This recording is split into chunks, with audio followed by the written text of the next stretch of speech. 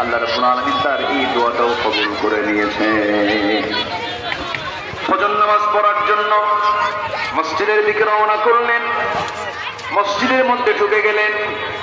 খলিফা ওমর ফারুক নামাজ পড়াতেন, কারণ শাসকদের দায়িত্ব হলো নামাজ পড়ানো, নামাজ পড়ানো। আমার নবীজি কখনো কি মুসল্লি ছিলেন নাকি? কারণ আমার নবীজির ইমাম কি হবেন? যদি কোনো লোকের ক্ষমতা নাই তার ইমাম হবে। আমার নবীজি সারা জীবন নামাজ পড়েছেন মুসল্লি হয়ে, না ইমাম হয়ে। কি হয়ে? কি হয়ে? ইমাম হয়ে। আমার বন্ধুগণ, ওমর ফারুক রাদিয়াল্লাহু তাআলা আনহু আমরা নাম আছে, আমরা মেহমান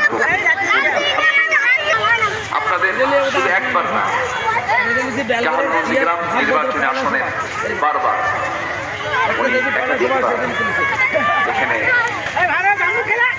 জাতীয় সংসদের মেম্বার নির্বাচিত হয়েছে।